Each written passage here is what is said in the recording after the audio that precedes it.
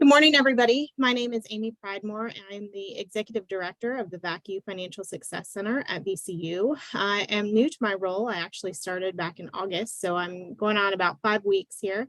But I'm really excited today to be the moderator for the Public Service Loan Forgiveness webinar that we have going on. We have two wonderful panelists with us today, Scott Kemp and Jesse McMillan. I'm going to do a brief bio, and then I'm going to turn it over to Scott and let him get started. Scott Kemp serves as a student loan advocate in the Office of the Qualified Education Loan Ombudsman at the State Council of Higher Education for Virginia. Prior to this position, Scott served as an interim VP of Student Services, a state director for the High School Career Coach Program, a community college civil rights compliance coordinator, a K-12 state career specialist, and a school counselor. His career has focused on helping students and those who work with students on their career pathway to success. Scott received a bachelor's degree from the University of Virginia and master's degrees from Hollins College and Catholic University, and an education specialist degree in higher education from Old Dominion University. So please welcome Scott Kemp. We also have Jesse McMillan with us, who serves as the Senior Associate Director of Financial Aid at Virginia Commonwealth University and has over 8 years of financial aid experience at several institutions. Jesse began his financial aid career in Ohio and served as a board member of the Ohio Association of Student Financial Aid Administrators prior to moving to Virginia and joining VCU in 2020. Jesse's career has focused on college access and affordability, where he has worked to remove unnecessary barriers to educational attainment for students and borrowers alike. Jesse earned a bachelor's in economics from Bowling Green State University, a master's in economics from Southern New Hampshire University, and a master's in taxation from Capital University Law School. So I just want to reiterate before we get started that if you have any questions for our panelists, please type them in the chat and I will be able to refer those questions over to our panelists and get them answered for you. So with that, I'm going to stop talking and turn it over to Scott. Thank you, Amy. I appreciate this, and I appreciate you having me back. I did this presentation in June of last year, or June of this year, and I guess I did a well enough job that you wanted me back. I will start with the caveat. I know this is going to be recorded, and so some people may be watching this after the fact, which is great. But everything that I talk about today is effective as of Thursday, September 22nd. And I just put that disclaimer in there because things are moving rapidly. Things are changing daily. What I will say is, for the most part, they're changing for the better. Their federal student aid is providing more clarification on different processes, so I just want to, and if you're not sure as you're watching this later on, just feel free to reach out to my office. But for those of you who joined us live, we appreciate it. Hopefully this is helpful. What I'd like to just quickly do is just to kind of go through and give a quick overview of what I do in student loans in general, and then we'll dive into the PSLF issue. So I've been on the job almost 4 years now, and primarily focused on helping Virginia borrowers either understand their loan options all the way up to, my loans are in default and collections. What can I do? What are my options? And that's what I spend the most of my time with. I've also developed an education loan course to provide, kind of in addition to the entrance and exit counseling you got when you took out your loans, it's a little bit more information that kind of shows how your loans fit within the context of all the other aspects of your finances. And then, the third thing is we collect a lot of data, and we use that data to kind of make policy recommendations at the state level. As far as, what can we do to help Virginia borrowers improve their situation? So just real quick on the student loan borrower course, the website is virginiastudentloanhelp.org. Try to come up with something catchier and flashier, but we just decided, well, let's just go with the obvious of what it is. You're a Virginian, you have a student loan, and you need help. And you can see from the front page, we've kind of tailored the initial content of coming in of where you are. So I share this for you, but if you know anybody else who is anywhere in the process, whether they're in high school, currently in school, in college, or in loan repayment, please feel free to share this URL with them, because we think it's a very helpful tool. It's got videos, it's got quiz questions to kind of keep your attention as you're going along. It has calculators to help you figure out, loan balances and what your different options are. It's in modular approach. So, there's probably maybe 5 people in Virginia who have gone through all the modules. I'm one of them because I had to review all of them for this to just make sure that everything was correct. But you can kind of jump in and see wherever you are in the process is some information about your situation. Obviously, we're focusing on with this group that is in most of your assumer graduates. You might have some current students preparing for graduation, but that's kind of how we're looking at it.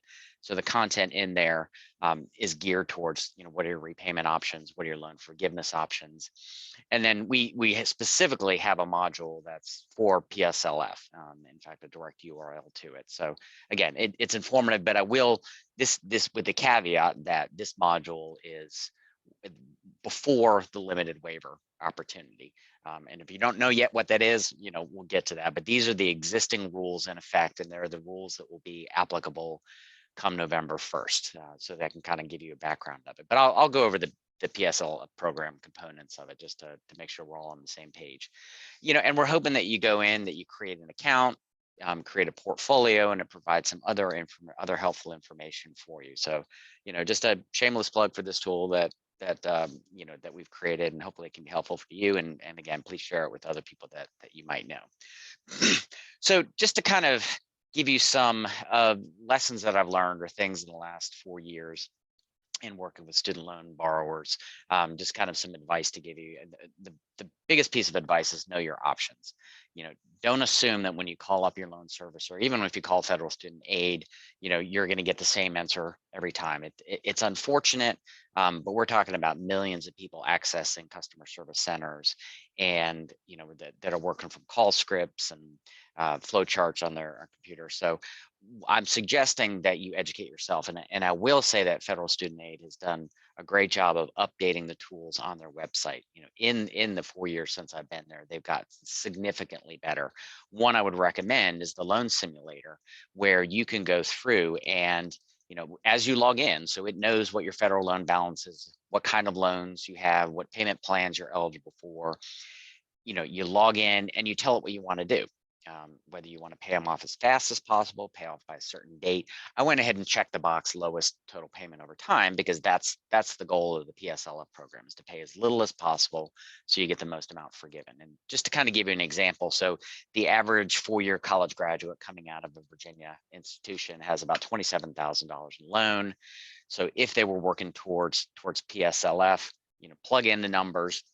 Standard payment, again, that's the default. That's 10 years, 120 payments, is about $272 a month. Graduated, and you can see, and then it's based on the average income. And I believe I did an income of like $30,000, because you enter that in as well. And so you can see it gives you those options, so that when you call up your loan servicer and say, I want to change my repayment plan, you'll at least have some numbers in front of you that should be pretty close to what they share with you. The second piece of advice: avoid interest capitalization. I mean, that is consistently, that's the shocker, that borrowers that have had loans for 15, 20 years, and they owe more now than when they first took them out and started repayment. And a lot of it, when we look at their loan history, they took multiple months of forbearance, a year or two off, and the loans accumulate interest, and then that interest is capitalized into the principal, and your payment gets refigured. And so that's why, even as you're making your payments on a regular basis after those times of interest capitalization, you're still paying mostly interest at the beginning. So my bit of advice on that is that, whatever you do, if you're struggling, we understand, but the suggestion is that, you figure out what your income driven repayment options are first before you consider a forbearance. Again, maximizing the pandemic relief that's happened. There's a lot that's changed since March 2020. Payments and collections paused for federally held loans, and that will stay in effect until January 2023. That's when payments will restart. And everyone, and I don't have any, I keep saying this every time I talk about this date, I don't think it's going to get extended, but I've said that for the last couple of times. So it could, but my guess is that it's probably, not moving forward. So what you should be doing is, you, along with the other 40 million borrowers that are out there, should be making sure that you have an account with your current loan servicer, that they have your current contact information. The other thing that's coming of it, that has come out of the pandemic, is that for borrowers that were had defaulted loans, they did pause collections and trying to decide what can we do to help get them back on track. And so they came up with a Fresh Start program. And I know this probably may not apply to anyone on the call, or on this presentation, but if you know anybody whose loans are in default, just make sure they know about this, because it's not automatic. And a lot of what I'm talking about today, it's not automatic processes. So people will have to do something to make it happen. And that's where we, as student loan advocates from all the different states, we're concerned, and loan servicers are concerned, because how do we reach out to these borrowers that in some cases haven't received a communication or haven't responded back in 3-4 years. So I just wanted to make sure you know about that if you know anyone who has defaulted loans. The other thing, prepare for a servicer change. Actually, that over 10 million borrowers, it's probably higher. So out of the 43 million borrowers, significant number have new loan servicers, because the big ones got out of the business. Fed Loan got out, and most of their accounts, not all, but most of them, went to Mohila. Navient sold their whole portfolio or transferred it over to AidVantage. And then Great Lakes was bought by Nelnet several years ago, and they've just decided they only want worry about one program instead of two. But in all of these, the loan servicers use different systems, computer systems. They're not required to use the same system to maintain records, and so the transfers, they're not 100% accurate. I hate to say that. And even with the Fed Loan to Mohila transfer, and talking with somebody from there, it took several weeks, and it came over in batches. So people would see some correct information, not all. So what I'm suggesting is that if you're still with your own old loan servicer, download your statements, take some screenshots of things, so that when you get moved over, you can make sure that nothing changed. It shouldn't, because they're all drawing from the same database, the federal database, but hiccups do happen.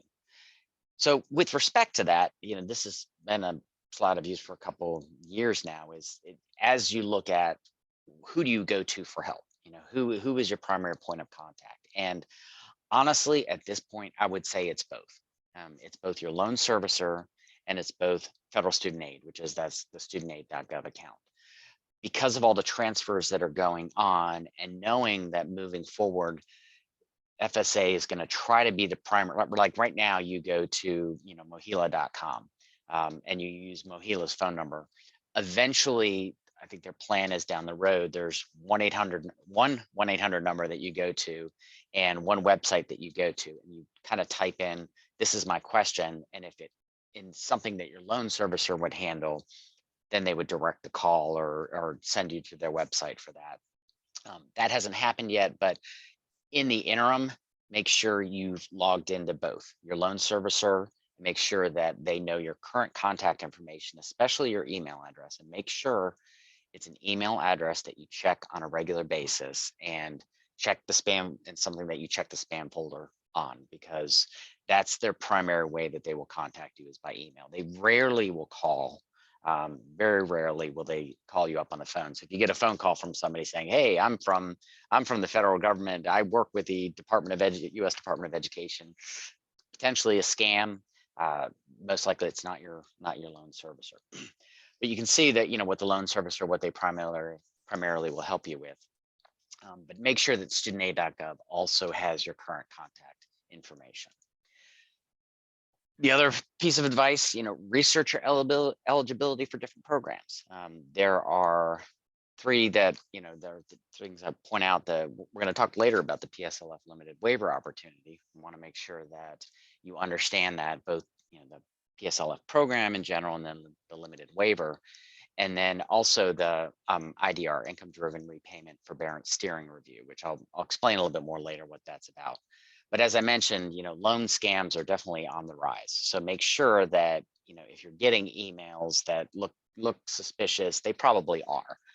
If they ask for payment for services, like, pay us $100 a month and, we'll guarantee you loan forgiveness. So it's probably not legitimate. And even if it is your loan servicer reaching out, be vigilant and say, I don't know if this is really you. Can I call you back on the main number? And they will, and I've had people do that just to confirm that. What they will try to do, they may ask you to sign a third-party authorization, but most likely what they end up doing is they ask for your username and password, and that's where they cross the line into illegal activity. Is they go through and make changes without your knowledge, including changing the mailing address and changing the email address, so you don't know what's going on. They become the one that communicates then with your loan servicer. So definitely don't share username, password, social security number, all that information. If you have a question, if you're not sure, or you need help with something, contact your loan servicer or contact my office, and we can try to facilitate getting you the right answer.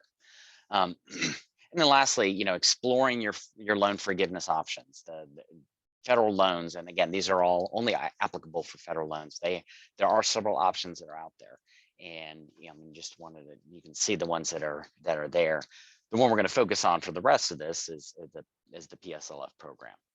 So let me pause at this point. I don't think we have any questions. And Jesse, if you have any comments at this point. The only thing that I'll say in addition to what you've said thus far, Scott, is any communications that you keep from that you get from your servicer, definitely retain those. Scott mentioned the transferring of the loans to the servicer, and I shared with him my experience regarding that.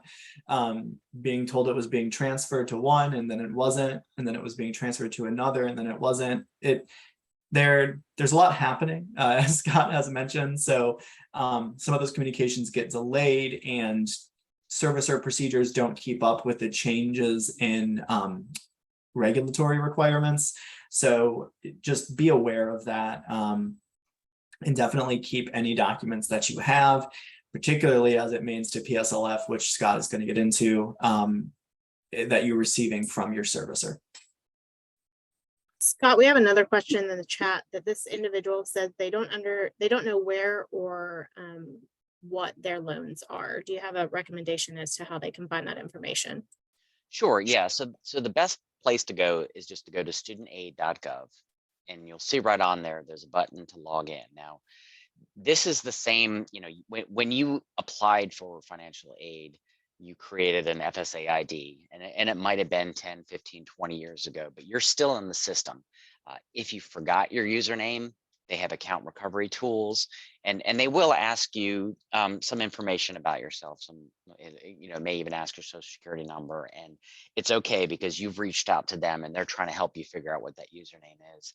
You reset your password, and once you go in, right there on the front, it should take you to the dashboard, and it'll list your loans. And as you click on view details, then it'll list who your loan servicer is for each of those.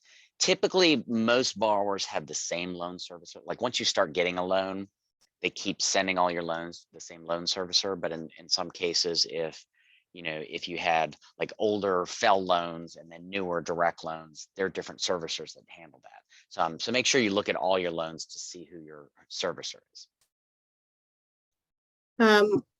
We have another question that said, this may be explained later on, but is there a quick and easy way to get our employment recertified for PSLF through VCU? Do we simply contact our HR representative, or is there a form? In fact, we were just clarifying that this morning. Go ahead, Jesse. So the question, who do you reach out to, it would be your HR representative. And I don't know if you're going to get into the ECF in your presentation or not, Scott. So we may be jumping ahead a little bit. But the one thing that I will say, because I receive them sometimes, in the form, and my boss receives them, because we work in the financial aid office at VCU, and sometimes VCU employees think that the form needs to be sent to us. That is not the case. The form does need to be sent to the HR rep. It also has to be signed, a wet signature. I've had mine rejected because the reviewer can tell it was a virtual signature, even using a touch screen. So just some helpful hints there. But in terms of the form itself, Scott, I presume that you'll probably touch on that. Another question is, when is the transition to the different loan servicers supposed to happen? It's ongoing. It started as far back as January, and my understanding is that by September, October, all accounts should be transferred.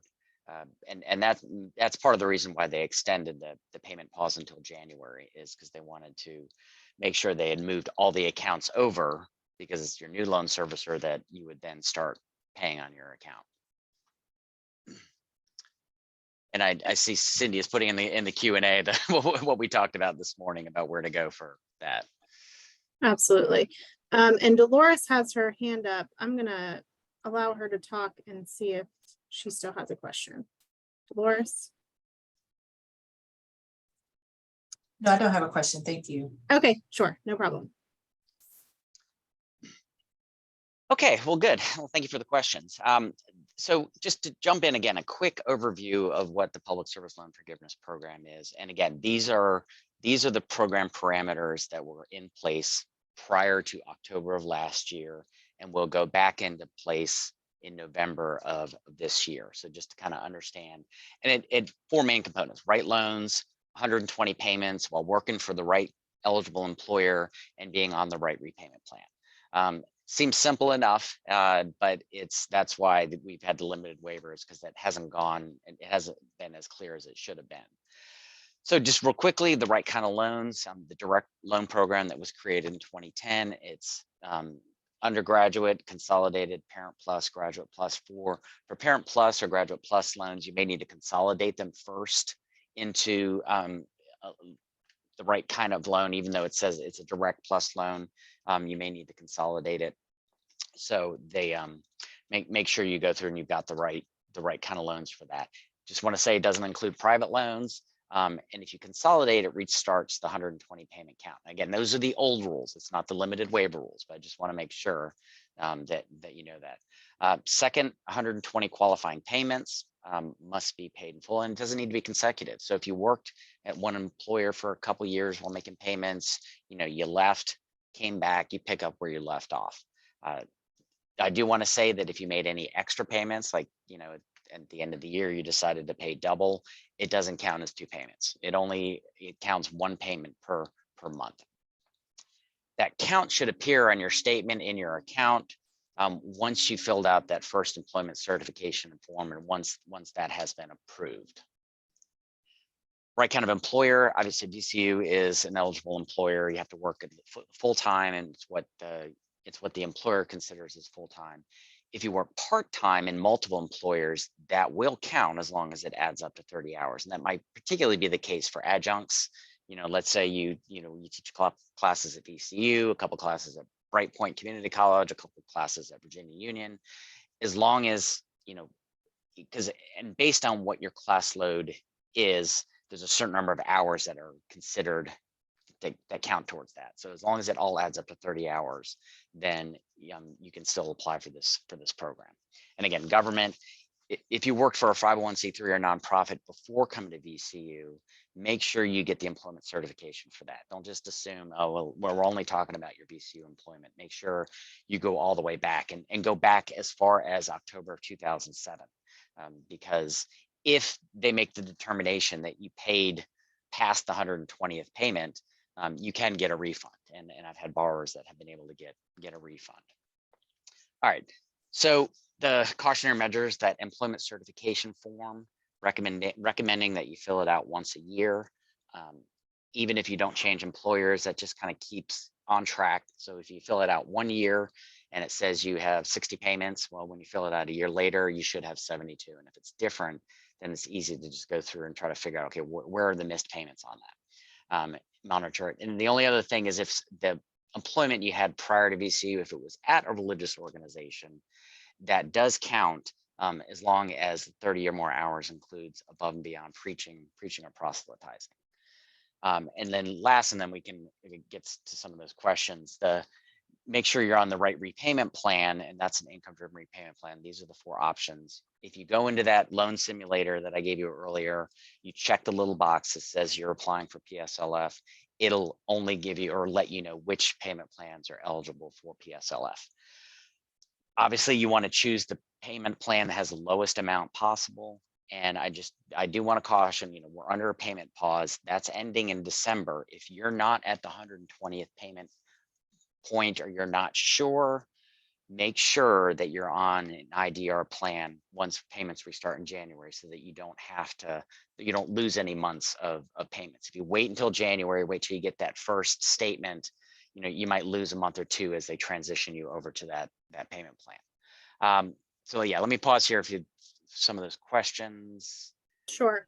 One of the questions relates back to that wet signature. It says, does it count for employers who are out of state? I submitted verification from 2 employers in California. Should I ask them to mail me copies in case my application is rejected? Yes, and again, to clarify what the wet signature is, I mean, you can scan the form or send the form to the employer. They can sign it, scan it back to you. It doesn't have to be like a live signature, but it does, or it can be scanned back to them. What they won't accept is like the script font, or like the PDF. You can do a DocuSign, that will count and it'll get rejected. So make sure you get that wet signature on it. The other question is, I was listening in today for my kids' federal loans. I did not know that PSFL applied to Parent Plus loans. Did I understand that correctly? You do, as long as you consolidate those Parent Plus loans into a consolidation. So what you would need to do is you go through and when you log into your account, there's in the drop-down menu, there's a consolidate your loans, and you should be able to consolidate in order for it to count in their current format. And I should have been clear about that. In their current format, they don't count, but you can change them. And the nice thing about the waiver is, again,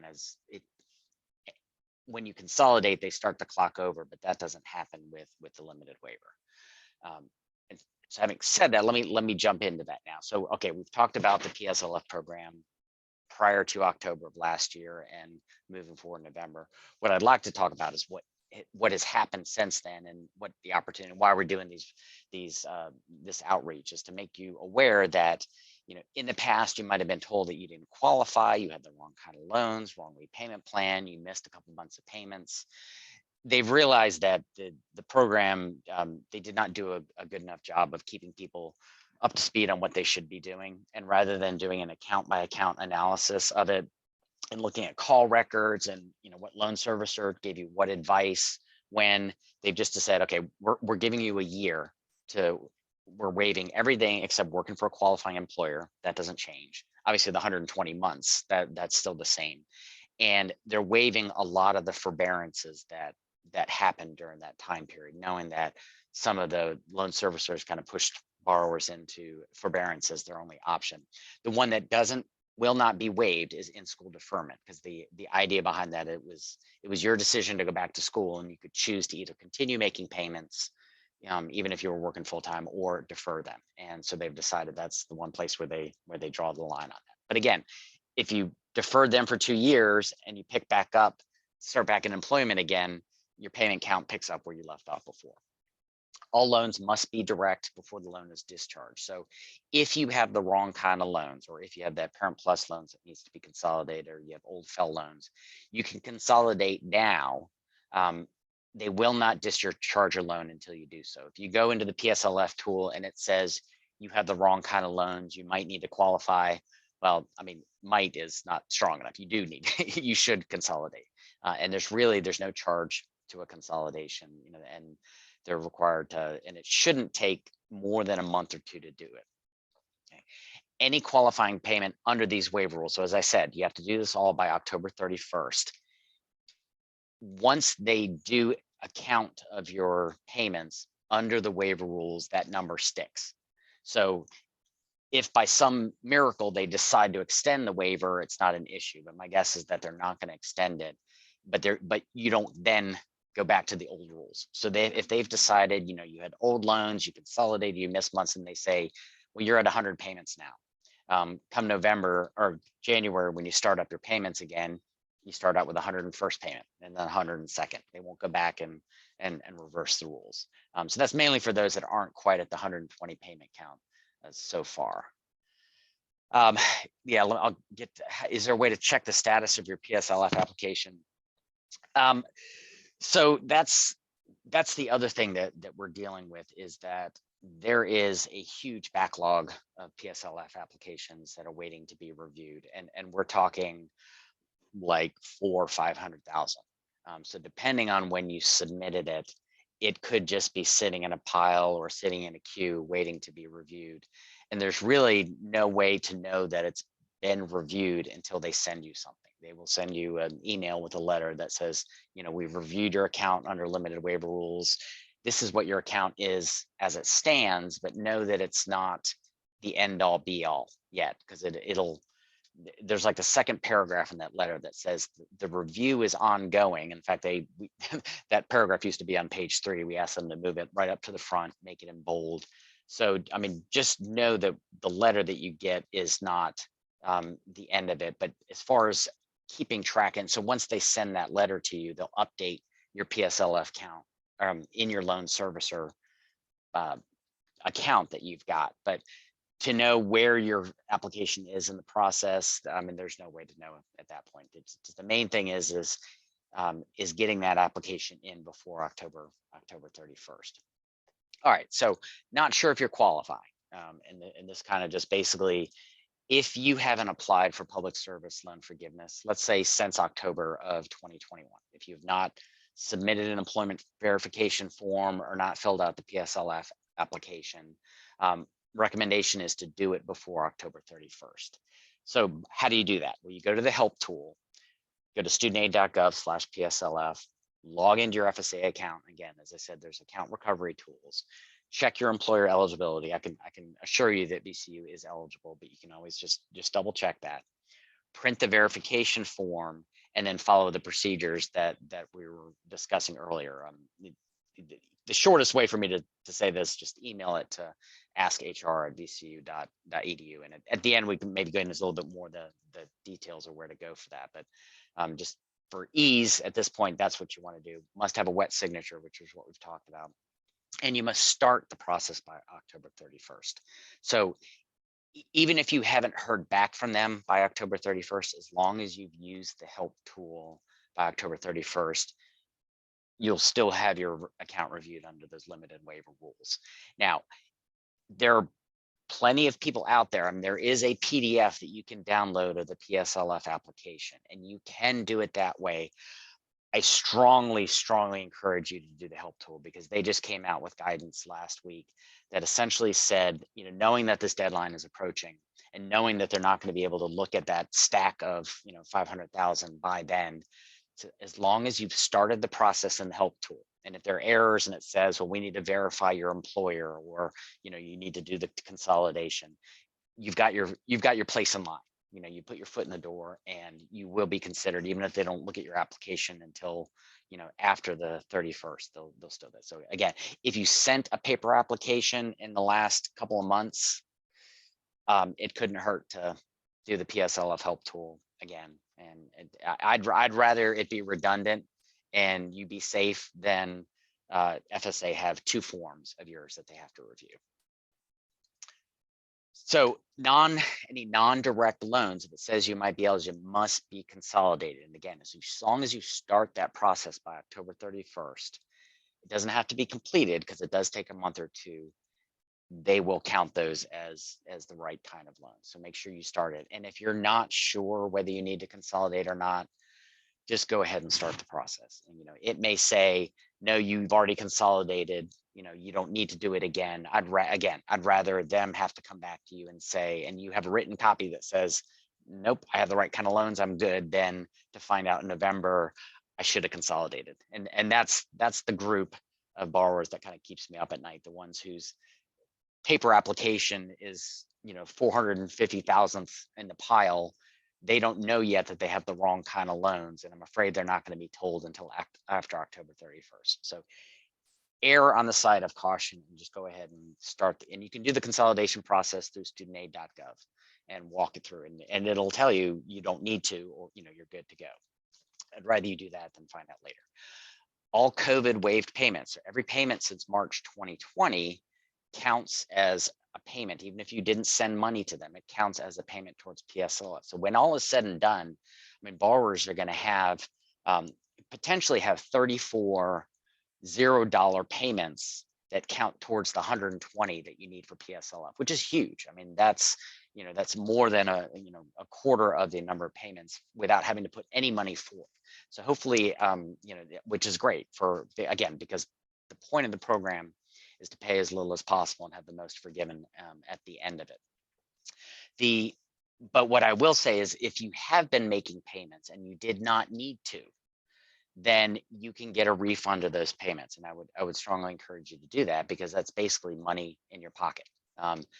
Let me explain the refunds, and then I'll answer the question about the consolidation. So loan refunds, again, this is something that's come out in the last couple of weeks. If you have been making payments during the payment pause and you did not need to, and I applaud you for that. You're one of about 5% of the people who had their payments paused and chose to continue making payments. But if you're working towards PSL, even if you're not done with it, you still have, a couple months or a couple years to go, it's probably in your best interest to do that. And if you're not sure the numbers wise, we can always talk about it and walk you through it. But most likely it's in your best interest to err on the side of caution and get a refund of those payments. If you paid off your loans during the pandemic, either through just you got money from relatives or whatever, or through a private consolidation, you can ask for them to reinstate the loan. Again, this is between March 2020 and December 2022. You can ask them to reinstate the loan so that then it qualifies, because all these months qualify. And this is also helpful. I'm telling you about the refunds now. At the end, I'm going to talk about the President's Debt Cancellation Program. This is the same reason why you would consider, if you paid off your loans, let's say October 2020, you can have the loan reinstated and be able to qualify for either the 10,000 or the 20,000. So I talked about it here, but it's also applicable for in talking about the debt cancellation program. In order to do that, you have to call your loan servicer, and I can just say, get a headset, multitask while you wait on hold, because it's going to take a while. I had a colleague, he just told me a couple days ago, he was on the call with AidVantage for 45 minutes. That's how long it took. So just be prepared and be patient and be persistent. If they tell you, no, it's, you have to wait 60 to 90 days for it, just be insistent on it. And if you don't, if they're refusing that, to help you or give you a better timeline about that refund, reach out to me. And there is a complaint process where you can go through, and then FSA will investigate that particular situation. Okay. This last one, and that's probably where this consolidation question comes into play as well. Excuse me, is PSLF right for you? Well, first of all, again, the goal is to pay as little as possible, but it may turn out that, if you still have 3 or 4 years left before you hit that 120th payment, and, you only have $5,000 left on your account, your balance may be too low to qualify. In other words, even under an income-driven repayment plan calculation, you may pay it off before you get to that 120th payment, or your income has gotten too high. I've had like school employees who's, start as a teacher, making this amount, and they're fast tracked into administration, and all of a sudden they're making this amount, and the amount even though they were on income driven, their salary has gone up significantly and they no longer qualify. So those are just things. And again, if you're not sure, that calculator that can help you out and figure out the loan simulator, when your loans would get paid off based on that. The other thing to keep in mind is, if you're not sure that you're going to stay in your current employer, that you're going to leave, just keep in mind you've been paying less than the standard amount up to this point. So if you decide to pursue a job in the private sector, your salary may go up significantly, but it may not be in your best interest to kind of continue to work to this program, because you're basically your payments are going to go up more. So just kind of keep that in mind. But also know that you could always return. Let's say, I don't know why you want to leave VCU, but let's say you leave and you decide to go, work for a bank, which, or for-profit business, and you decide, what, I love VCU, I'm going to go back there. Well, you just pick up where you left off. So to answer the question about, is there any reason not to consolidate? There are, on a case-by-case basis, there might be. You know, one of the big concerns before was, well, you know, your loan forgiveness payment count restarts. Well, if you do it now, that's not going to be applicable. There might be some interest rate considerations, but if you've had a, you know, if you have $100,000 balance on your loan and you consolidate and you can get it forgiven in a year or two, the interest rate is probably not going to make much of a difference. So if you're not sure, those are the kind of questions that I can probably add or answer offline based on your particular situation. And so, I kind of give you a general, yes, there are some cautionary reasons why you might not want to consolidate, but if you're working towards PSLF and you have the wrong kind of loans, you have to consolidate. And even if you have, if you have non-federally held loans, like they're FFEL loans that are held by commercial banks, like you don't qualify for the president's, the debt cancellation program, so you need to consolidate. I see the question, apparently I didn't have an account set up, and I don't know if that's at studentaid.gov or if that's with your loan servicer, but if you go to studentaid.gov, and I just had this morning, somebody who was helping his mother set up her account and she hadn't been on in years, and they should be able to recover your account based on your social security number and some information about you. If for some reason they can't find it, you can essentially, you open up a new account, and then what they'll do is that it'll take them a couple days to process it, but they'll find your account under your social security number. Name change might have, if you ever changed your name at some point, that might it might be a reason for why you can't find it, but you should be able to. And if not, if you go to studentaid.gov, scroll down to the bottom, the contact us page, just get on the phone with them, and they should be able to reopen your account.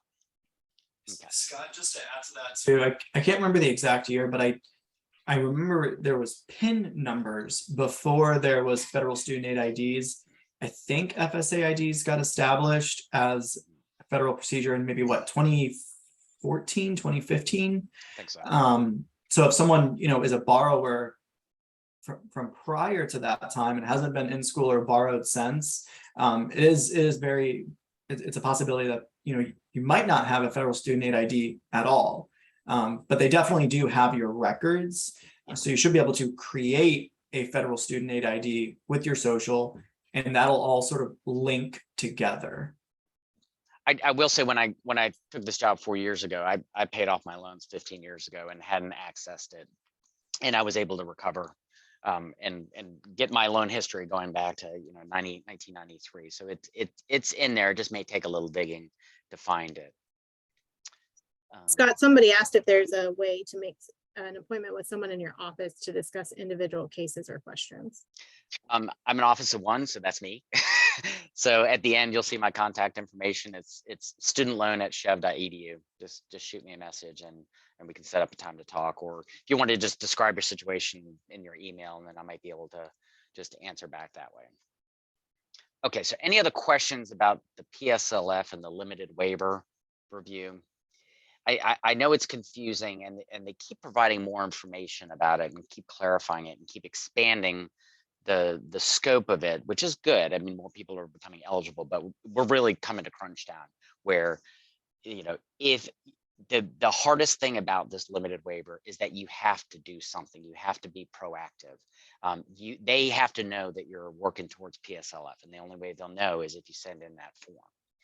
So just make sure, again, keep saying again, err on the side of caution. If you did an application a couple years ago and you're not sure, just go ahead and do another one. And if nothing, I mean, you might not hear something for a couple months, but know that it's logged in when you sent it. And as long as it's before October 31st, then you're eligible for these limited waiver rules. And it is working. I've had several borrowers. I had a borrower, the first that I worked with, he works for Department of Social Services, looking close to retirement, and he found out in year 10 that he had the wrong kind of loans. And at that point, I basically had to tell him, I'm really sorry, there's no option, and had to close out the account. His only option was to consolidate and work another 10 years, which wasn't an option. And so he basically, I had to close out of his account. Well, limited waiver came in. I reached back out to him. It took several months, a little persistence on his part, but he was able to get his loans discharged as well as getting a refund for payments he made above and beyond the 120 payment. So it does work. You just have to be persistent with the process.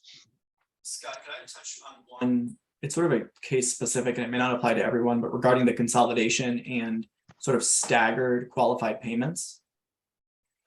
In that, you know, if a borrower has borrowed at sort of different levels, undergraduate and graduate, and their qualified payment count could be different because of the time of borrowing compared to also having worked with a qualified employer. So for example, if you have undergraduate loans, then you begin working for a qualified employer, and then you borrow at the graduate level, still working for that qualified employer, your payments are going to have this staggered sort of count. My understanding, and you can correct me if I'm wrong, Scott, of the consolidation waiver is that if you were to consolidate all of those loans together, the new loan or loans will actually get the highest qualified payment count. Is that accurate? Yeah, and yeah, thank you for mentioning that. That would be another reason to consolidate. You don't, if you have the right kind of loans. So let's say you had undergraduate direct loans in 2010, and you have direct plus loans taken out in 2018. Well, right now your payment count would be, you know, over 10 years for the undergraduate and, you know, like 5 years for the other one. If you consolidate them together, then all of your loans will fall under that 2010 date. They decided it was just easier rather than go through to try to figure out, you know, what payments were going for which loans before the consolidation. So it could work in your favor if you've gone to graduate school recently and decided not to consolidate your loans, and you didn't have to, and there might have been interest rate reasons why you didn't, because when you consolidate, they take an average of your interest rate. Well, if your older loans are already past the 120th payment and you consolidate, then all of them will count. So yeah, thanks for mentioning that. Was I didn't have that in there because that's really getting into the nuance. That's why I'm trying not to overwhelm you with too much information, but I also don't want you to miss any opportunities. Scott, there's a question about if we are already a part of PSLF from a previous employer, do we still need to submit an employment verification for a new job at VCU? Do you recommend consolidating before submitting the verification, vice versa, or just do both together? I would just do both together. You know, when this first came out in October, November, I mean, they were saying, well, wait for us to tell you to consolidate. And then they said, well, consolidate first and then apply. At this point, just do them both. You know, they can run consecutive at the same time, and you might get error messages saying, well, you don't have the right kind of loans. Like, well, I know that. I'd wait for the consolidation to go through. But again, we're now at that point where you need to get your foot in the door for consideration. And by starting both, you've got both feet in the door, and that door should not close on you. And if it does, you know, make sure they're going to send you confirmation that they've started the consolidation process. They'll send you confirmation that you've accessed the help tool. Save that email, you know, put it in a vault somewhere, put it in a you know, on a shared drive or so, a cloud drive, so you don't lose it, just in case it comes back later, and you can appeal that. Okay. Scott, one sort of nuance from a pursuer of PSLF perspective. You mentioned in-school deferment. I wanted to kind of point out that, like you said, if loans are an in-school deferment, you're not tracked for qualified payments. But one thing to keep in mind is if you're working full-time or 30 hours for a qualified employer, while also in a program, like a graduate program that would qualify you for in-school deferment, you do have the right to waive your in-school deferment. So that way those loans do go into repayment and the tracking of those qualified payments would begin. You can have them put into in-school deferment, but you can also waive that right to begin the count for your PSLF qualified payments. That is one option that would sort of get you to the end goal a little bit quicker, maybe for your undergraduate loans while you're in graduate school, anecdotally. Yeah, no, definitely. I mean, if your salary hasn't changed, even though you're a full-time student still working full-time, it's in your best interest to kind of keep making those payments. Okay, so that's PSLF, and I want to touch on two other things which are related to that. First of all, I mentioned this earlier, the income-driven repayment forbearance steering review. The long and short of it is they determined that loan servicers over the years were when people called up and said they were having trouble making payments, they pushed them into forbearance rather than talked about income-driven repayment options. And it was pervasive enough that they've essentially said, okay, we're going to do this review. We do a one-time account adjustment. It's being done automatically. I put it on the slides. There's nothing you need to do proactively. They're going to go through, and for work, if you're working towards IDR forgiveness, which is either 20 or 25 years, that was the main reason for doing it.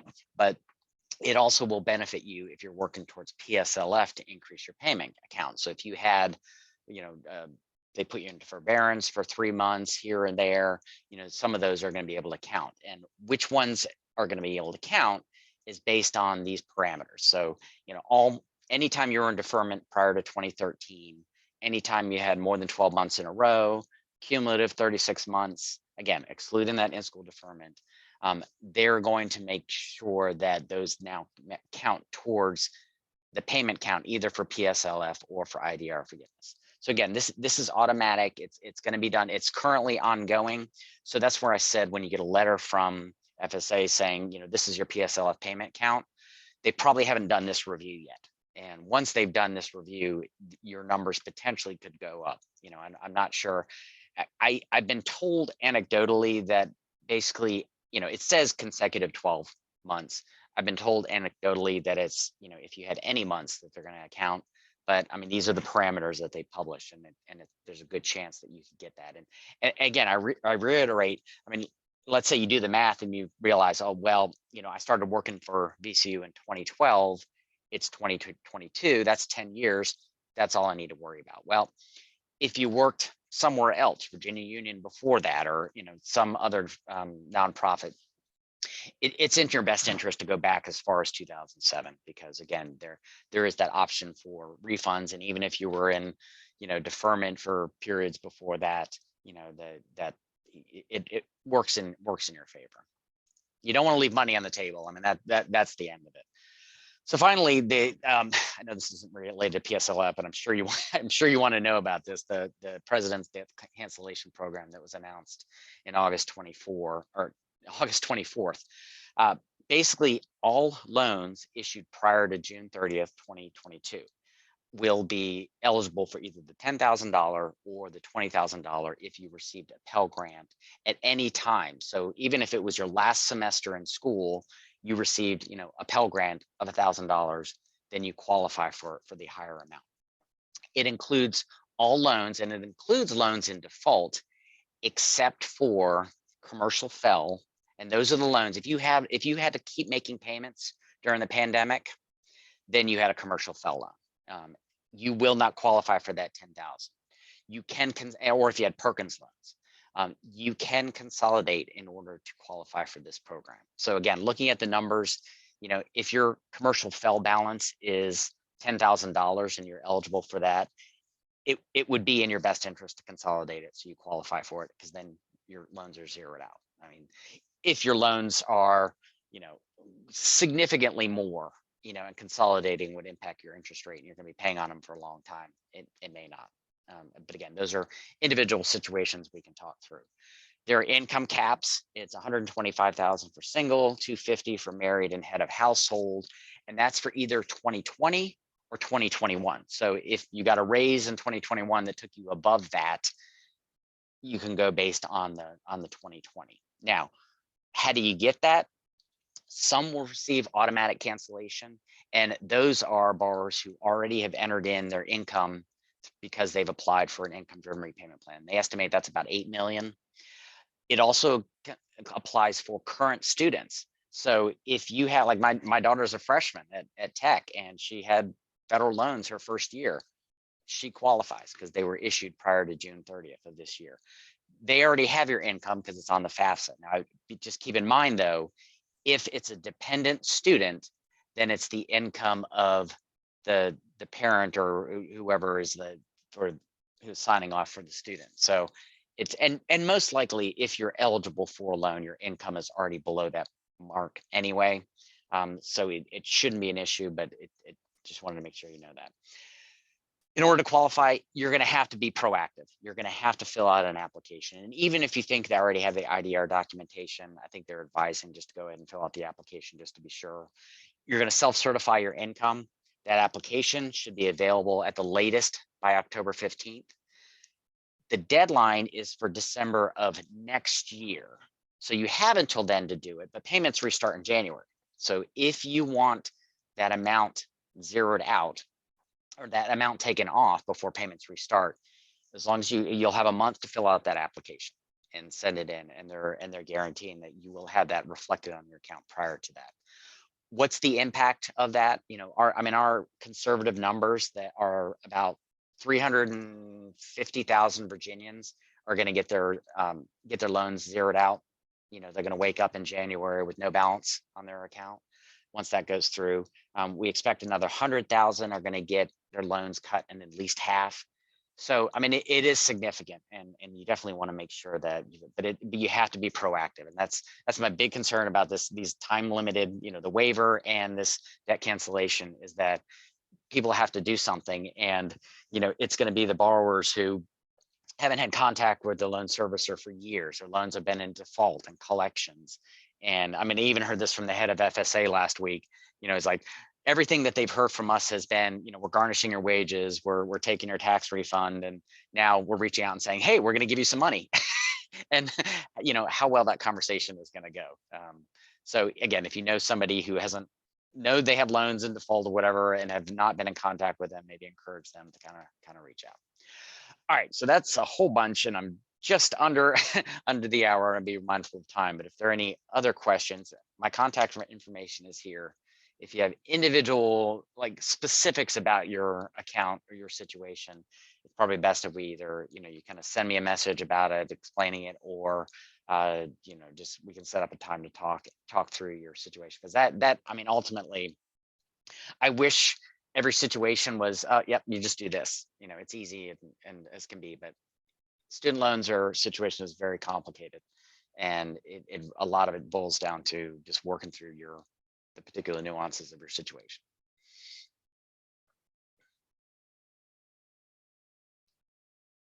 Well, Scott, I really appreciate your help. Jesse, do you have anything to add in these last few minutes? No, just like in June, Scott, you've hit all the points and all the things that I've been through as a pursuer of PSLF. So I appreciate it. Sure. And if they decide to extend this or they change the rules again, I guess I'll see you again in a couple months and we can do an updated webinar. Sounds great. Well, thank you again, Scott. I don't see any questions in the chat. So thanks to you and Jesse for giving your time today. And if you all have any questions, please reach out to Scott with his contact information listed in the slide. So thank you again. Have a great day. Thanks.